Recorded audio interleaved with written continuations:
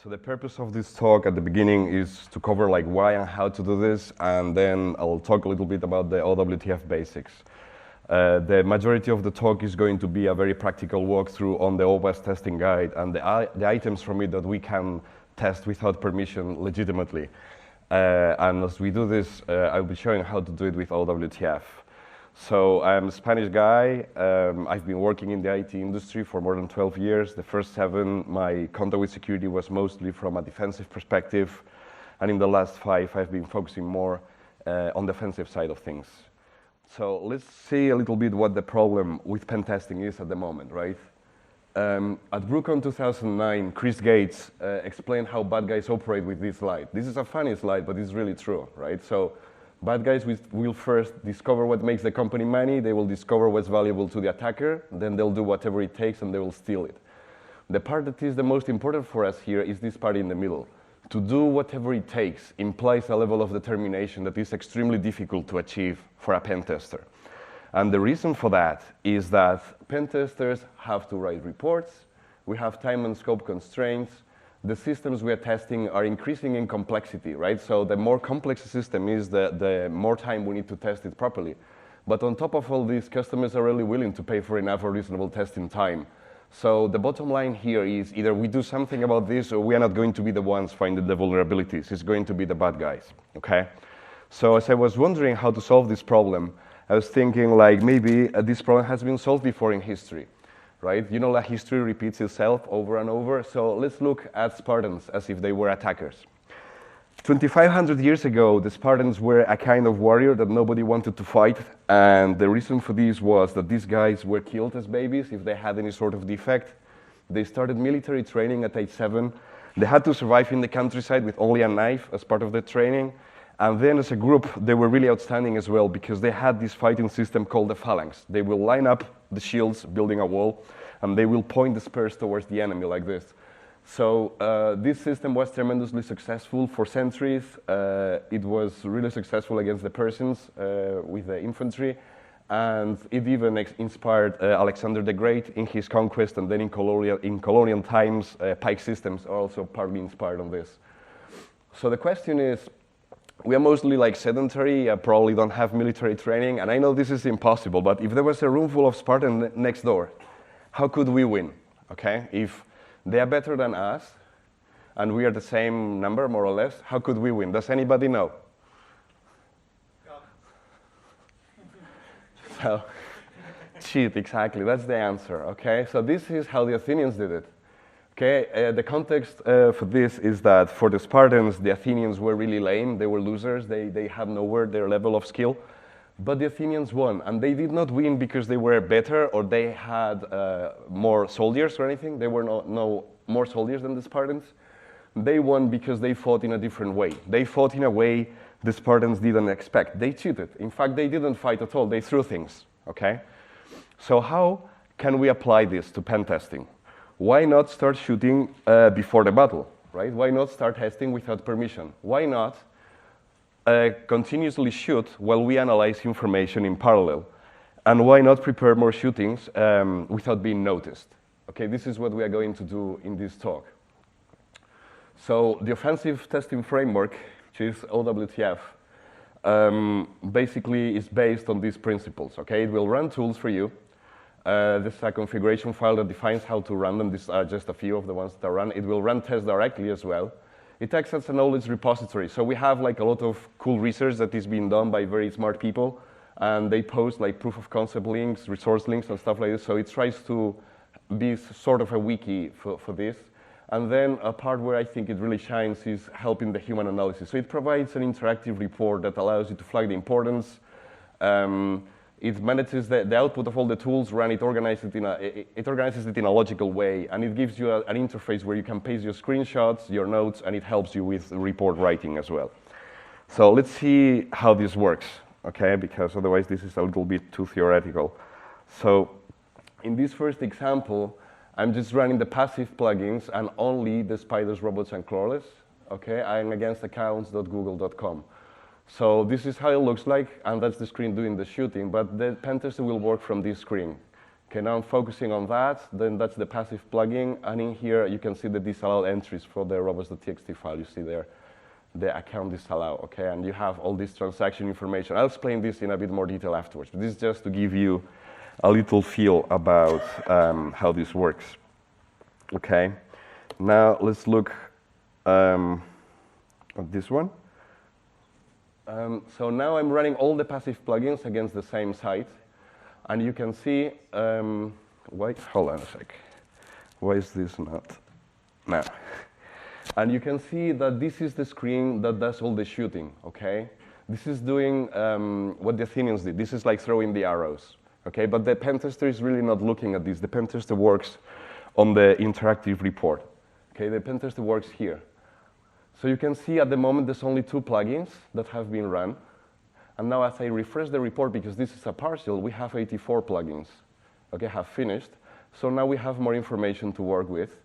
And using the ranks, here we can filter out what's going to be displayed. So I'm removing the external plugins, and now we only have 12 for all the passive plugins that have been run. So you have this interactive report to interact with the information, right? So it organizes all this for you. And you see the test was still running in the terminal window. Okay, and now just another quick demo to give a little bit of background. This is a little bit more complex, so if you do quiet, these are all the pre-engagement safe options. I'm excluding search engine discovery, and I'm running it against 3 targets. So there's one URL, another URL, another URL. Now, this is the shooting window, so it's doing all the shooting, like the Athenians. And now I'm enabling the external plugins again. Okay, so now we have 84 plugins. So you can see there 84, there's only one URL at the moment because this was a partial the last time we refreshed. And now when I refresh, we have all the hosts, the one from before, accounts.google.com, and the 3 other hosts that we ran the test against. So as long as you run OWTF from the same directory, it will merge the results from different iterations. And in this case, because robots.txt is found, you have all the disallowed entries as links, and you have this open all in tabs for your convenience. So as you open all in tabs, you can review all the disallowed entries. I'm just closing the tabs that show nothing. Okay, so that's just what I'm doing there. And now I see one of the disallowed entries has an administrator screen, right? So I can take a snapshot of this. And K-snapshot has this option to take the snapshot of only a region of the screen, which is nice. So I'm taking the snapshot of only that area, okay, and I'm copying it to the clipboard, so that's important. And now I have that screenshot in the clipboard, and I can click Edit here, and I can already start writing the report, okay? I can do like an administrative interface was found on the following URL, okay? So you don't have permission yet, but you're already like looking at these things, and I can paste the screenshot right there. This is a preview pane.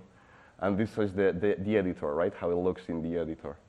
So now I can give it a severity, so I'm giving it a medium severity just for illustration purposes, and this is a filter. So I'm only showing that, okay? When I click this, it was nothing, and then with the magic bar, it will generate a report. I'm just going to stop here. It will generate the report with the notes from the human. This is not a stupid tool report, this is the report from the feedback from the human, the screenshots from the proof of concept of the human after vetting the tools, okay? So by using this system where the tools and the human work in parallel, we can get the best out of both worlds, okay? We get the automation part, like the tools do the stupid work, and the human can analyze the information from the tools, verify it, and take proof of concept screenshots, and using the magic bar, you get like the information you entered in an easy to copy paste way into your real report for your customer. So this will be helpful now to understand the rest of the presentation. I think that's the end of it. Yes. Okay, so let's move on. Okay, so what we're trying to do is to leverage the fact that half of the items in the OWASP testing guide, right, 48.5%, can be performed to some degree without permission. And OWTF does more things than just web. It has like Metasploit-like auxiliary modules, but we won't cover those in this talk. And for the web plugins, we have these 5 types. So passive plugins will test the target, mostly using third-party sites. We are not sending any packets directly to the target. Semi-passive do visit the site, but the traffic is normal looking. So it's the same as a normal user like visiting the site. We are not doing anything aggressive. And then grep plugins are a little bit special. What they do is they search on headers, on the HTML body, and things like this. And external plugins are a little bit weird. The point of this is that I know all pen testers will run more tools that are run by OWTF. For example, you will run tools like Burp or Zap or whatever. And you will definitely you should run like more tools than are run here. So the external plugins allow you to leverage the interface that we just saw for report writing and organizing your screenshots for anything that you found outside of OWTF. So that's why they are called external. So anything you find outside of OWTF, you can still leverage the interactive report. Okay, so what we're trying to do is there's two basic stages in pen testing. So there's the pre-engagement where you are negotiating with the customer, what's in scope, what's not, and blah, blah, blah. And the engagement where you really have permission to test. What we're trying to do is to move as much work as possible from here into here so that hopefully when we get to this stage, we can do the best job we really can. So let's look a little bit at robots.txt analysis. In this case, we should always consider context, okay? So if we have a website and the website only has a login page, then that website is only provided authenticated content. That should always have like user, agent, star, disallow everything, okay? It doesn't really want to be indexed by Google for statistics or anything. This is how it looks in the OWTF report. So you see it was not found. You can see the HTTP status, and you can see it in the title. But you always have like these links. You can see the full transaction with this or with this. You can see it in the site. This is a link to the URL on the site. This is the raw request that was sent, the HTTP response headers, and the HTTP response body. So you have all these links to dive deeper if you wish. Now, if it is found, we saw this allowed entries, open all in tabs, as we saw in the demo, and the file is also saved in the disk for your entertainment afterwards. And another thing that OWTF does is it will query like third-party sites. So tool.motoricirca.info is a very good site for robots.txt analysis. The problem with it is that it only takes parameters through post. So the first request I got was, well, why doesn't this link work? And I said, well, because it takes it through post, so I cannot like build a link that will query it. And said, yeah, but you could send a post request. And I said, okay, well, I'll send a post request. So the next complaint I got is from Mark. I don't know if he's in the audience or not. Mark was saying, Abraham, why do you have Google Analytics in the OWTF report? And I'm like, I don't have Google Analytics. So what was happening was that the HTML content from tool.motoricirca.info was in the OWTF report, which is bad. So that's like cross-site scripting, right? Like I'm embedding unsanitized HTML. So to solve this problem, I put a challenge in my blog, an HTML filter. Since February, nobody has been man enough to hack it, so you're welcome to try. If you do hack it, please let me know and I'll try to fix it. And after that layer of defense, there's an HTML5 sandbox iframe for the just in case. And another thing I do is I save the file in another directory. So in Firefox, that does not let you access HTML5 local storage, which would be where the OWTF review is. So that's just a little hint there. Okay, this is how the review works. So you have this full-blown editor where you can like put your fancy tables and links and do all your reporting that you can then paste your screenshots and all this stuff that we saw. And then the key is like when you use the magic bar, it removes all the plugin stuff and it just takes like whatever severity you assign to each thing, and you can copy-paste this in your report. I mean, we saw this in the demo just to highlight. Now, for search engine discovery, there's a bunch of tools that are run, and all these tools, like the output is saved in different files. All the plugins have this browse button. You can click on it, and you can review the information. You can define how tools are run, like the exact command line that is used in this file. So in the OWTF directory, wherever you have it, profiles, resources, default.cfg. The slides are going to be available, so don't even try to write all this down. Don't worry, like all the links and everything I'm going to cover will be available. This is how the summary of a tool that's run looks like. So the first 25 lines are shown. You have links here to view more information, and this is the full command that was run exactly with all the switches, everything. And you can tweak it. If you figure out a better way to run a tool, please let me know and I'll try to fix it. And a tool that's really useful here is the harvester. The harvester will find email addresses, LinkedIn information, employee information, host names, and all this. This is very useful because, as we saw at the beginning, this is about preparing more shootings. So with the email addresses, we can prepare our brute forcing dictionaries. We can customize our brute forcing dictionaries for when we have permission, have something against the target that is more likely to work, right? Like real users that exist and things like this. And the same for the other things. Now for metadata, metadata is really useful. I really like Foca, but it's not callable from the command line, so I cannot integrate with it for now. And what I'm doing instead is interact with metagoofill. Okay, and this is the whole command that's run, and that's like the same way to review it.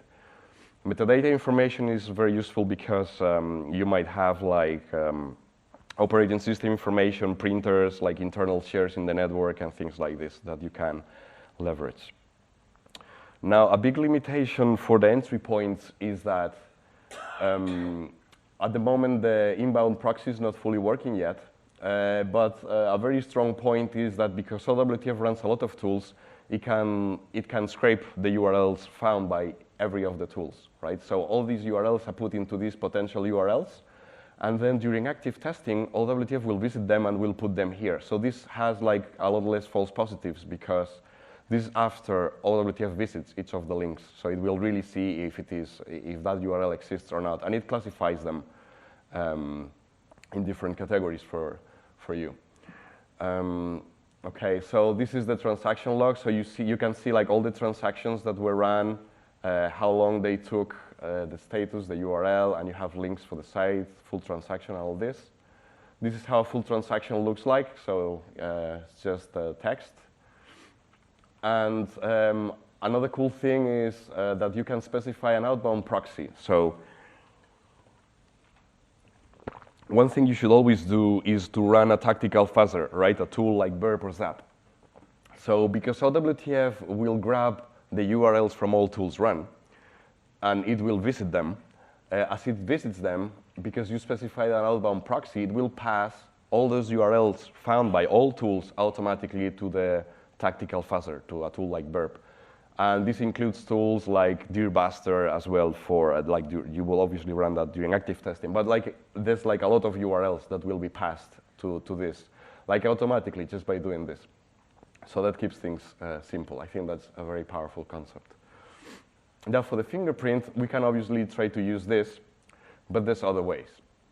For example, OWTF will run a tool called WhatWeb, and WhatWeb has this aggression parameter that you can set to 1. And when you do that, the test will be semi-passive. So it's basically just visiting the site and try to identify fingerprinting information, and gives you this nice summary. Now, OWTF itself will run some statistics for you. So it will try to look for HTTP headers that might reveal fingerprinting information, and it tells you how many of the transactions found fingerprinting information. So this is like a review panel that is very like standard for most plugins. So for each of the values found, you're provided with a search for vulnerability search box. So you have like Apache or whatever. So there's like 2 values that were found with the fingerprinting headers, and for each of them you get this box, and these are links like to the popular search for exploit sites, and you have this search all for your convenience.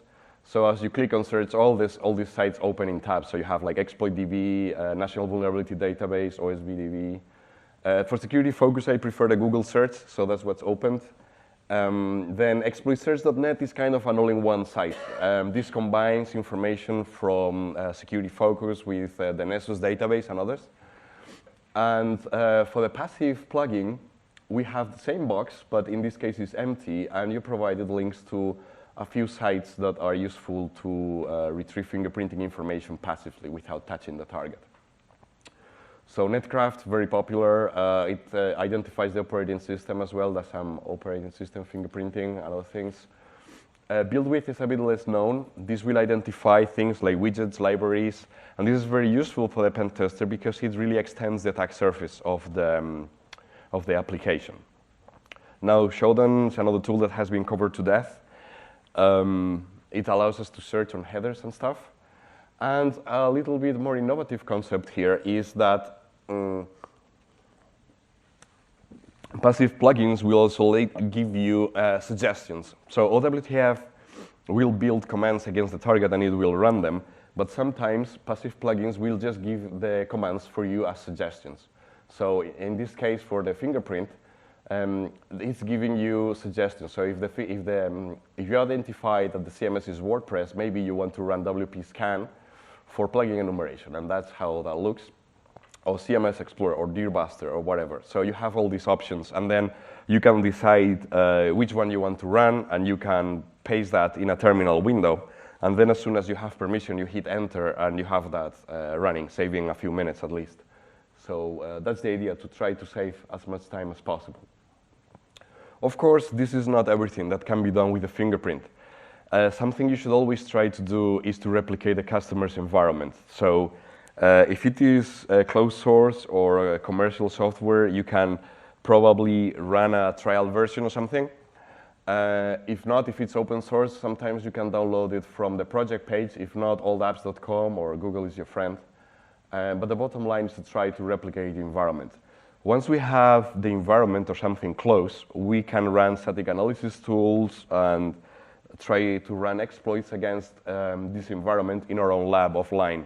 So we will have a very good idea about what's likely to work and what's not by all this work that is being done offline, trying to hack ourselves in our lab with the customer's environment. For discovery, we're trying to find things like DNS records, host names, and things like this. I'm just going to cover a couple of these links. So robtext.com, a very useful site. It gives you this nice graphical representation of the DNS records. So you can see zerowebapsecurity.com is hosted by HP and probably in Austin, Texas. So you can see like all this very easily from the DNS records. Whoisdomaintools.com and all other Whois sites are useful because normally the person that registers Whoisdomain is an important person in the company. So this can be useful in pen testing to feed our brute forcing dictionaries and to do some targeted social engineering as well.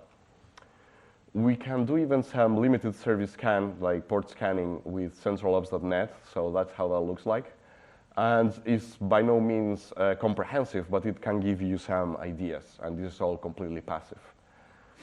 Now for error messages, we can search if in search engines, like Google has found any error messages on the site. And the OWTF approach for this, because I don't like the whole API key issue, is to do what everybody was doing by hand, which is to run a huge Google search that will match like anything if it's there. And then what you do is, if you find results, you can tweak it a bit until you get what you want. And if you find no results, you just move on because there's nothing there. So in this case, we can see there like some of the error messages have been found using this blanket search. For SSL, one of the popular sites is sslabs.com. If you use this site, please check this box, because the last thing you want is to make the results of the SSL configuration of the customer that paid you public. So just tick that box. That is how the OWTF report will generate the link for SSL Labs, with this box ticked. And it gives you this pretty graph, so you should always try to paste this in your report. It looks professional. Yeah. So another thing to look for SSL is strict transport security. So you can see the transaction statistics. In this case, this header was not found, okay? And so you can see it wasn't found, and then if it's found, it tells you in how many transactions it was found, so it was only found on 2. And this was a unique value found, okay? So only unique values per header.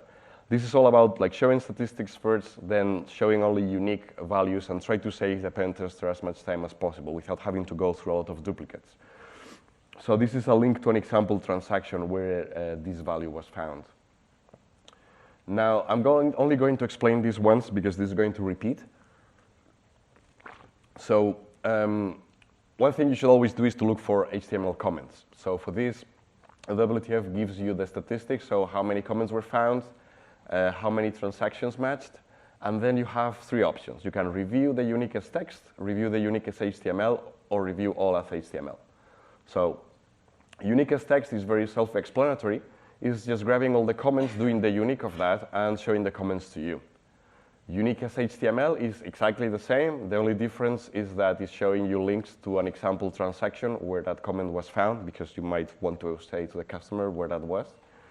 And all as HTML is exactly the same as this, but you have links like to all the transactions where each of the comments was found. In a similar fashion to this, you can like review CSS and JavaScript comments, single line JavaScript comments, PHP source code, and ASP source code. Now for backup and reference files, this is very similar to the old like Google Hugging stuff, right? Like, so there's a lot of blanket searches to look for this. And a little bit more innovative is the concept of classifying URLs. So all of the URLs OWTF knows about, it will classify them, and the ones classified as files that are not images or anything are shown here for your review. So in this case, you can see it found like admin clients and community annual report, which look like sensitive things. Admin interfaces are really powerful, okay? Admin interfaces are the keys to the kingdom. If you can get into an admin interface, it's pretty much game over. So the first thing is to look if they are present or not, and there's a couple of blanket Google searches for this. And in this case, I found that the customer was running a CMS called Sitefinity. So the next thing you should do is to look for default passwords, of course. And I could see like the default location for this CMS is /Sitefinity. The default username is admin. The default password seems to be admin as well. And of course, to trade these credentials, you need permission, but I'm just showing the impact here. So by doing this, which is very lame, just to search for a default password, I could get in, and then I can create users, create pages. So at this point, it's no longer the customer site, it is my site, okay? So this is something that should always be very high in your priority list, just because the risk is much higher, okay? The skill level to do this is very low, and the impact is really high. So you should always try this, one of the first things in a test. For the HTTP methods, we can send an innocent options request. This is not necessarily very reliable, but it can give us a feeling about what's potentially there. And we can then verify this passively with Hexilium.com has a couple of methods. So in this case, we can test completely passively through this third-party site that the site is vulnerable to cross-site trace, in case playing the trace back. This is another very basic test. So if there's a password field and the URL is HTTP, passwords are being sent in clear text, which is a problem.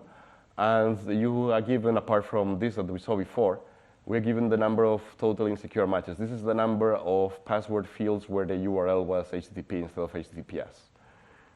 So that's quite basic. As you are reviewing the site, you might see pop-ups like this. So if you ask for credentials and the URL is HTTP, of course, that's also a problem. And to prepare the attack, these are two tools that can be handy, Fireship and SSL Strip. So you should always consider those. Now, this is very interesting. There's this guy called Mario Heidrich, who is a very well-known German security researcher. And he was trying to be a nice guy, okay? He found a vulnerability in Firefox, and he's trying to report it. As he's doing that, he's trying to copy his friend Gareth Hayes. So he's typing his email address, and he could see like the list of all users in the Mozilla site. So he was really pissed off about this and tweeted like angry, like, what's up, Mozilla, you know? But the thing is, the point remains that by just looking at the site, but just using it, you will see the vulnerabilities. You are not doing anything illegal here. You're just using the site. And you can see a user enumeration problem just by using the site. A little bit more subtle example of this I found in a pentest of mine. I was assessing a sports competition site, and it had a public function called something like search participant. So I wondered, like, well, maybe I can search for nothing and get the list of all the participants. So I tried that, but it didn't allow me. So I said, well, maybe I can search for A, then B, then C, and it allowed me to do that. So I did the unique of that. I stripped out the HTML. Then I convert to a CSV, and as I finished my report, my test, I gave like the full report to the customer and a spreadsheet containing all the sports competition participants, not only for the competition they were worried about, but for all competitions, even previous ones. So it only took a few minutes until I got a phone call asking, like, dude, how did you do this? And I'm like, well, just did the unique and all this. And the point here is that I think I only got that phone call because I sent that information in a spreadsheet. So you have to think that business people work with spreadsheets every day. So if you give them a spreadsheet, they will understand risk better. Okay, if you give the same information in a text file, they will not get it. But if you give it in a spreadsheet, especially if it has charts, it will work way better. Okay, so that's a tip for you. So if you dump the whole database, give them spreadsheets, and they will take you more seriously. Now, for guessing the usernames, you will see the vulnerability in the usernames they're giving you to test. So if they're based on numbers, you can loop through that. If it's based on names and surnames, you can have a dictionary of names and another surnames and loop through that. And if it's a CMS, CMSs have normally like default usernames, so you can probably Google for those. Now, autocomplete is one of those interesting vulnerabilities because by default, if you don't do anything, you are vulnerable, okay? What we are trying to look here for is, there's these fields like passwords, credit cards, and things like this that should never be allowed to be cached in the browser, right? So there are two levels to disable this. One is at the form level, but usually the best balance between security and usability is to do it at the input level, where you would disallow caching of passwords or credit cards, but you would still allow the browser to memorize things like the name or whatever. So you are given the same panel like to review all this. And a way to illustrate this for business people, or like in general to developers, is that you can log in, you log out, and then you click the back button until you get a page like this, probably, that asks you to submit the login form again. So if you submit the login form again and you're logged in, that means that in the browser history, the password is there. And that means that if that computer is hacked by someone, they can steal the password from the browser history. Okay, and I think there's some Metasploit plugins for this as well, like to steal passwords from the browser history. So that's why that is a problem. In password reset forms, you will see the vulnerability in the quality of the questions. For example, Paris Hilton got hacked because everybody knows the name of her pet, and that was the question she chose for something. So, so things like this are quite obvious, like you see in the quality of the questions. Now for the browser cache, this is a little bit similar to autocomplete. So you log in, and then you see the home page. Okay, now you log out, and you see the login page. If you click the back button and you see the home page again, that means that authenticated content, the home page, is cached in the browser. You should really see this page has expired error or the login page. Okay, Google redirects you to the login page, for example. If you see logged in content, that means that they don't have the browser cache directives being set properly. So there's a number of tools that can help us here, but the way this works is really that in HTTP 1.1, cache control should be set to no cache. In HTTP 1.0, pragma should be set to no cache, and expire should be in the past. But normally what happens is we have sites that really care about security and have bug bounties and everything, like Google. So Google is doing both, setting cache control to no cache, pragma no cache, and expires in the past. So they are doing both the HTTP 1.1 and the HTTP 1.0. And most sites will just not do anything, which means caching is allowed.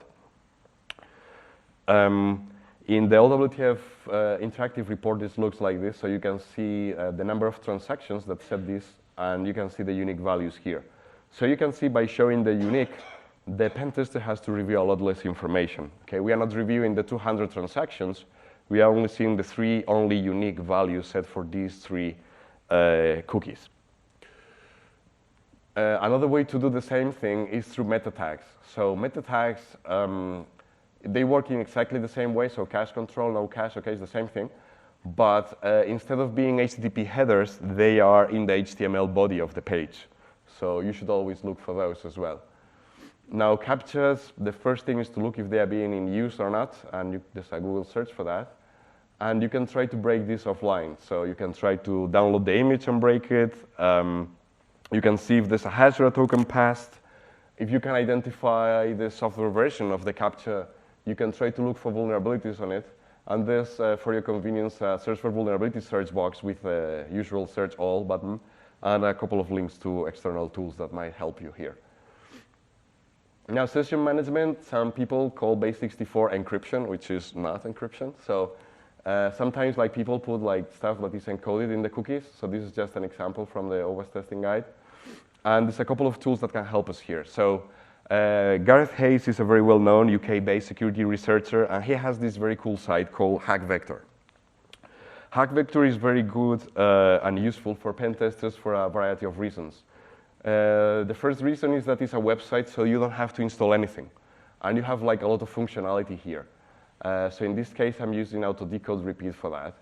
And you have a lot of other decoding options. I like auto-decode and auto-decode repeat, but you can also specify like by hand many different formats, and it can do like a lot more things. Now, another situation for this is that sometimes you will have a web server farm, right? So you have like a lot of web servers, and in front of them there's a load balancer. So as you visit on the site, the load balancer stores in the cookie, okay, you are going to talk to this guy here, to this web server, okay? And it will put the IP address and the port for that web server in the cookie, okay? And that means that from then on, you're always going to go to that web server like this, okay, through the load balancer. So Raúl Siles, who is a very well-known Spanish security researcher, released this tool called F5 Big IP Cookie Decoder. And if you see a string like this, chances are that they are the IP address and the port. So with this tool, you can like decode these values and see internal IPs and ports just by reading the cookies that they're setting. Now for cookie attributes, the most important are probably secure and HTTP only. This was the second time I was testing the site, so you can see the developers did a good job. So the JSession ID had HTTP only and secure. They paid attention to what I said in the first report, and they do, right? But what happened was they started to use this Spring Framework thing that had a remember me cookie that was valid for more than a month. And this happened not to have either HTTP only or security, okay? So this was even more important than the session cookie and didn't have any of the two. The important point here is that the attacker only needs one cookie to win. And like you should always pay attention that all the cookies that are required have all this set. This is how it looks in the OWTF report, like the unique values for the headers, and then there's a breakdown by attributes, which might be a little bit easier to read. So you can see security is not found, HTTP only not found, whatever. So you can see all that. Now, session fixation is not only when you can set the session ID from the URL, okay? So it used to be the case like a few years back that you could do this, but as they are giving you credentials to test, you can see if the session ID changes or not. If the session ID doesn't change, like here, that is a problem because you can set cookies with JavaScript. You can fool the user to type JavaScript in the URL bar, and this worked against Facebook users not long ago. You can leverage an existing cross-site scripting vulnerability to set the cookie as well. So as long as this doesn't change, that means there's a potential session fixation issue. And all you need to know really is to see that the session ID doesn't change when you log in. Another couple of examples from the field. Like sessions in the URL, in post, in HTML, they should never be there. They should always be in a cookie. And this was like I was testing what site, and it was getting user information from a third-party site, and all it was sending was just the user ID. So I know just by looking at this request that there's no tokens, there's nothing, there's no authentication. I can have a loop that retrieves all the user's information just by using this URL. So you see the vulnerability in the URLs themselves. Now, for cross-site scripting, we can look for client-side protections like XSS protection or X content security policy. And for DOM-based XSS, we can look at the source code. We have the source code in our browser, so we can look at that. And can I give me a sec? And the other thing is you can even do active testing. So if the vulnerability exists after the hash symbol, then whatever you type in here is not going to go to the target. So you can do active testing as long as the vulnerability exists after this symbol. For SQL injection, you can search for, if Google has found any SQL injection for you, any SQL error messages. And for server-side includes, we can see if there are any server-side includes directives. So it will search for things like this, and then you can see if they are in use or not, and which methods seem to be enabled. For denial of service, because all the transactions are timed, what we can do is to look for the slowest ones. The slowest transactions are the best, potential best denial of service attack points, because you're looking for data symmetry, excuse me, where you do very little work and the target website does a lot of work. So this is just pointing the potential best targets for this. Now, for web service information gathering, the thing that works the best is the Google search. The one in OWTF is a bit better than that. And for WSDL, you will see the vulnerability in the methods themselves. Okay, so if it's called something like get credit card, download database, test database, so things like this should be very high in your priority list to test as soon as you have permission. And I want to briefly touch on the same origin policy. So if you visit a random site on the internet, the same origin policy says, this random site can send a request to my bank, to my Google account, and to everything else, and the browser is going to automatically send the cookies. Okay, because of this, so what's not allowed is to read the response back. Okay, so this part is what's not allowed, but this is allowed. So they can send that request, and the browser is going to send the cookies. Because of that, the considered best defense against cross-site request forgery is to have an anti-cross-site request forgery token. So yes, you can send a request, but if you don't guess my anti-cross-site request forgery token, that request is not going to be processed. Okay? So because of this, if there is no anti-cross-site request forgery token without trying anything, we already know that there's cross-site request forgery, because there's no mechanism to prevent it. If there's no mechanism to prevent it, it's there. So this can be done very stealthily. And usually you will try to leverage cross-site request forgery in things like add user or add administrator or things like this. Web service replay is very similar. You will need something like an anti-cross-site request forgery-like thing. And if there's nothing to prevent it, you know replay is possible. For cross-site flashing, OWTF will give you a few links to search for Silverlight files, Flash files, to look for policy files. And this is how these searches look like. You can, of course, decompile the Flash files and look at the source and try to look for vulnerabilities on that. Flare and Plasm are a couple of tools that can help us here. And of course, you can run static analysis tools. Adobe SWF Investigator was released last month, I think. And then an oldie but a goodie is SWF Scan as well. So you have like links for those there.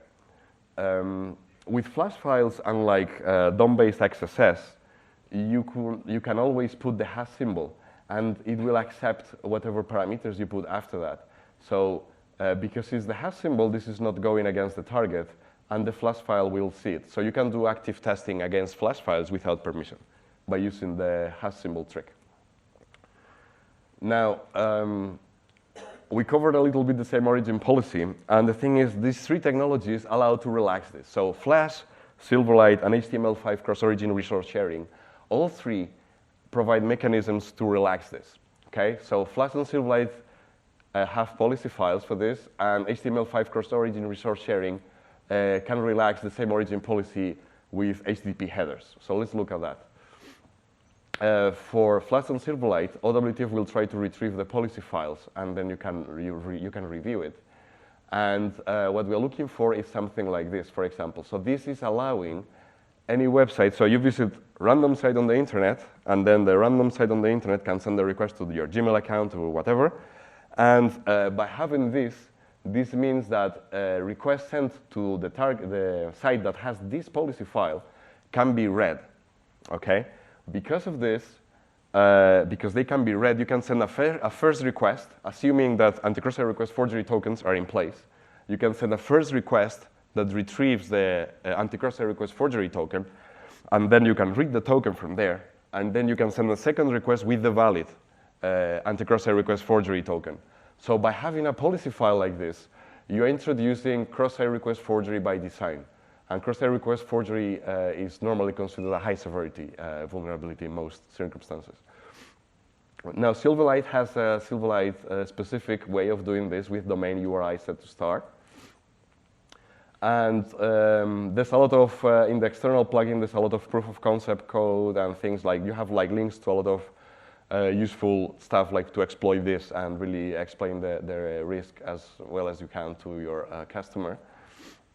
And cross-origin resource sharing has these two headers, access control allow origin and access control allow credentials that might relax the same origin policy as well. For clickjacking, the best option is really to use X-frame option set to deny. But again, if this header is not set, or this header, this means that they are vulnerable to clickjacking. Okay, so you are just looking for absence of headers. There's a few links to cool presentations on this. And yes, this is a lot of information, but as we saw in the demo, you can always use the wrench and filter by what you want. So you can go really granular here and only select the plugins you want to see. So the bottom line of this is that web application security is really complex. It's a lot more than input validation, really. And if you see no traffic, no IDS alerts, that does not mean that you are not being targeted. Your site can be targeted without you noticing at all, as we've seen in this talk. Okay, so the bottom line really is to test your security before others do, because others will. Now, the pentesting conclusion is that if you have no permission, that does not mean that you cannot start. You can do a lot of work in advance. And this work really helps you to be more efficient. And you can even negotiate extensions. So based on the information and the evidence that you found during your pre-engagement testing, you can negotiate with the customer. Like, look, we've seen a lot of flash files. I think we'll need like an extra day for those or whatever. So you can always have like more hard evidence to go to your customer and ask for more days as well for whatever you find in here. And the bottom line is that the test quality will be much better and you will really have the best chance to get in if you do this. So summarizing, you don't have to wait until 5 p.m. for the Mmap scan to finish or anything like this. So no lying on the floor with a power belt and happy holidays, okay?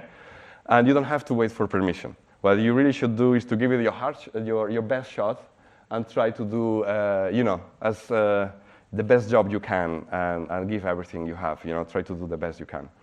So I'd like to thank all the project contributors, everybody that supported me or the project, the OWASP testing guide contributors, and all the podcasts that interviewed me or mentioned OWTF.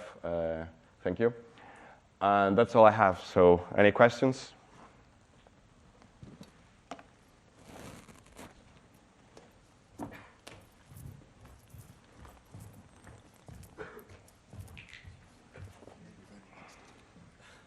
Hey mate, the tool is very cool. You know that I tried it, beta tested a bit, but you need to improve the GUI. Yeah. With something like JavaScript, I don't know, jQuery UI or Sencha, because otherwise it's a mess to use it. Yeah, I know. Because the idea behind is very cool and is working already in a good way. But with something like, drag and drops, right clicks on the UI would be better, I think. Yeah. I didn't have a lot of time in this presentation, but besides Vienna, I said, like, I'm sorry, I'm not a web designer, so I apologize, if it looks horrible or anything. So. Just to say, great project, looks really good. Testing without permission is kind of okay. I would just say make sure that you've got a purchase order before you start. Sorry, Make sure you've got a purchase order before you start. Otherwise, all this testing without permission is worthless because you're not going to get paid for it. So make sure you've got the agreement that they're going to pay you for all this pre-work. Yeah, but you run a background look. No, but the idea here is that you can count that time as for when you have permission. You know, like all you're doing really is moving some part of the test before you have permission. So because it's not only about man hours, it's about the time that you need to leave the tools running as well. So you can move the work before, and you can do all that human analysis, and you can discount that then from the other time. But then, you know, you will have more time during active testing to run the relevant active testing tools that take a long time to run, for example. So you can still get paid and leverage this approach, you know. And you can negotiate extensions, which is a very powerful concept if you think about it.